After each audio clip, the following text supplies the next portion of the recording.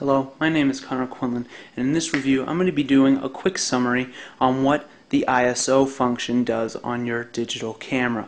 This review is for those of you who are new to digital SLR photography and are basically new to photography and getting to know your camera. So the first question that you might have about ISO is exactly what does it do?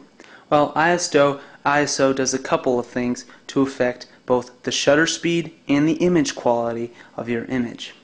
For example, ISO 100 is the lowest ISO on the Nikon D300. The highest ISO is High 1.0, which is the equivalent of 6400 ISO. Now, what's the difference between ISO 100 and ISO 6400?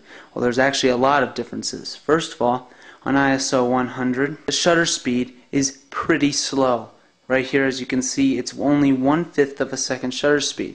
So the shutter speed is going to sound like this. And that's a pretty slow picture. Also, on ISO 100, the amount of noise in the picture that you take at ISO 100 is going to be a lot less. There's almost going to be virtually no noise at all. And what noise basically is it's grain in the image. It basically looks like different colored grains of sand sprinkled onto the image. And the lower the ISO you have, the less of that there's going to be, and the higher your ISO, the more of that there's going to be. So, at ISO 6400, like it is at right now, as you can see, the shutter speed is now 1/320th of a second. That is 64 times faster than ISO 100.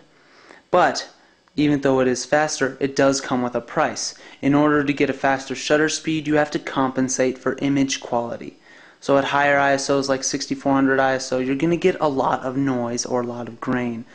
So all that different colored sand basically that you can imagine sprinkled all over your image is going to be very visible and very easy to spot in an image with such a high ISO.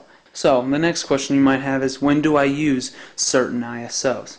Well, if it's sunny outside, like it is right now, it's very, very sunny outside, very bright, you don't need to use higher ISOs. You can use ISO 100 to around ISO 200 for those sunnier conditions, so that way you don't have to compensate for image quality, because out in sunlight you're already going to have a very fast shutter speed. However, it's completely different for darker situations. Like right now I'm in my room, and as you can see, the shutter speed is very slow. In fact, this is slow enough to where you won't be able to take the picture handheld.